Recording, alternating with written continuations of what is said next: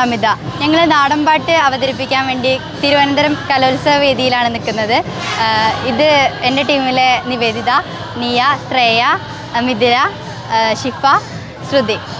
ഞങ്ങൾ പുതിയൊരു പാട്ടുമായിട്ടാണ് ഞങ്ങൾ തിരുവനന്തപുരം കലോത്സവ വേദിയിലേക്ക് വന്നിട്ടുള്ളത്. മലപ്പുറം ജില്ലയിലെ പ്രതിനിധീകരിച്ചിട്ടാണ് ഞങ്ങളിവിടെ വന്നിട്ടുള്ളത്. ഞങ്ങളെ പാട്ട് ഞങ്ങളുടെ സാറ് തന്നെ എഴുതിയിട്ടുള്ള ഒരു വലിയമ്മയുടെ കയ്യിൽ നിന്ന് കിട്ടിയിട്ടുള്ള വരി വെച്ച് അത് ഓർഡർ ചെയ്തിട്ട് ഉണ്ടാക്കിയൊരു പാട്ടാണ്. വൈത്തരിച്ച് കല്യാണപ്പാട്ട് എന്നാണ് ഇതിന് പറയുന്നത്.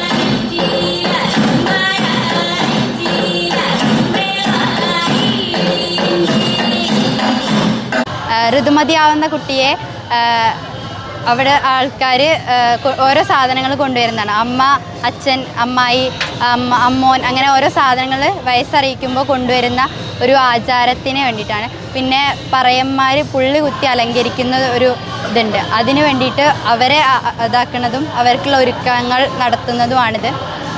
പിന്നെ കുളിച്ചു വരുന്ന ഋതുമതിയുടെ കയ്യിൽ ഓമനക്കൈയിലെ വാഴയിലെ കുമ്പിളി പൊൻപണം പൊലിക്കുന്ന കൂട്ടം കുടുംബക്കാർ എന്നാണ് ഒരു ഇത് വരുന്നത്. അങ്ങനെ ഒരു തീമാണ് ഞങ്ങളെ പാട്ടിൻ്റെ.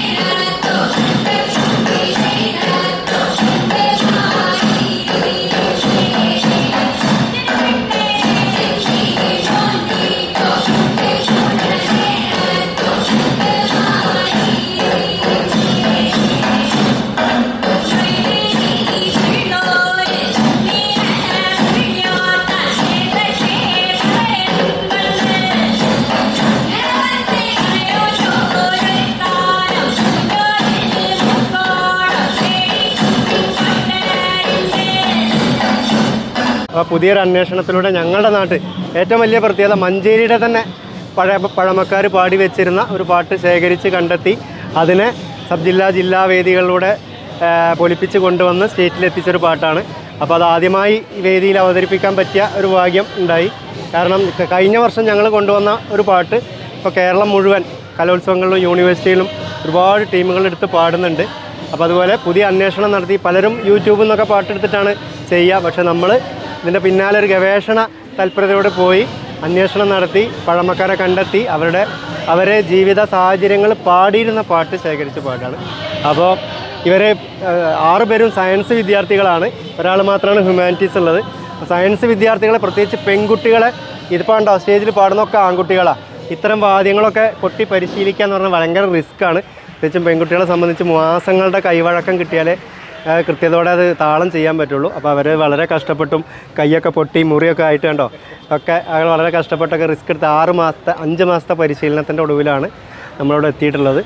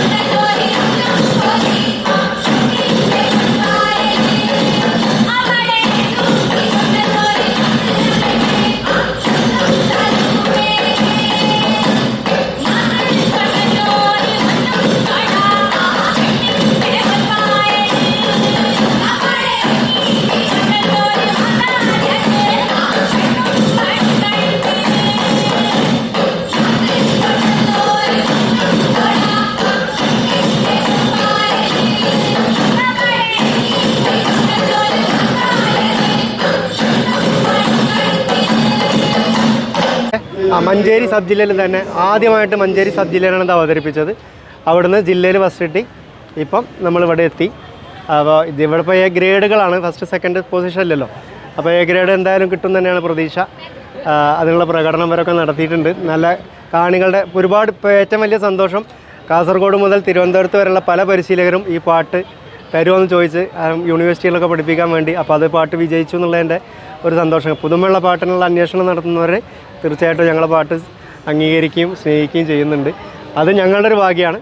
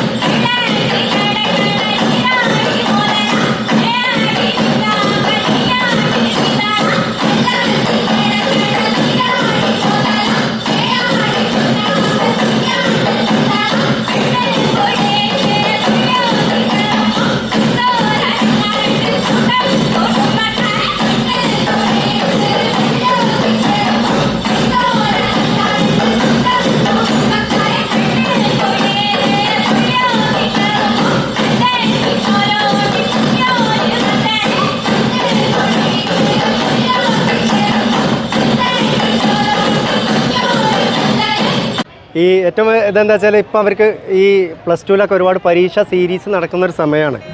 അപ്പം പരീക്ഷകളുടെ ഇടയിൽ ക്രിസ്മസ് വെക്കേഷൻ്റെ 10 ദിവസം അവർ സ്കൂളിൽ വന്ന് പ്രാക്ടീസ് ചെയ്തിട്ടുണ്ട്. ക്രിസ്മസ് ദിവസം പോലും അവർ മറ്റുള്ള കൂട്ടുകാരുടെ വീട്ടിൽ പോകേണ്ട സാഹചര്യത്തിൽ പ്രാക്ടീസിന് വേണ്ടുന്ന 1/2 മണിക്കൂറോ 1 മണിക്കൂറോ മാറ്റി വെച്ച്. കാരണം പാട്ടിൻ്റെ അല്ല, ഈ ഉപകരണങ്ങൾ കൊട്ടുന്നതിൻ്റെ ടച്ച് വിട്ടുപോയാൽ പിന്നീട് ആദ്യത്തുനിന്ന് കൈ പൊട്ടും, രണ്ടാമതും കൈ പൊട്ടും. ഇത് ഇങ്ങനെ വലിച്ച് പ്രത്യേക രീതിയിൽ കൈകാര്യം ചെയ്യേണ്ട ഒരു ഉപകരണമാണ്. അപ്പോൾ അത് ഈ വയറ് വലിച്ച് കൈയൊക്കെ പൊട്ടുക. അപ്പോൾ അത് നിരന്തരം ഒരു ഗ്യാപ്പ് വരാതെ അതീവ ഡെഡിക്കേഷനോടെ, ചിലപ്പോൾ വഴക്ക് പറയേണ്ടൊക്കെ വന്നിട്ടുണ്ട് സ്നേഹത്തോടെ ആണെങ്കിലും. അപ്പോൾ ചെറിയ പണക്കങ്ങളൊക്കെ ഉണ്ടാവും. എങ്കിലും അൾട്ടിമേറ്റ് പാട്ടിൻ്റെ വിജയം, സ്കൂളിൻ്റെ വിജയം, ടീമിൻ്റെ വിജയം എന്നുള്ളത് തന്നെയാണ്.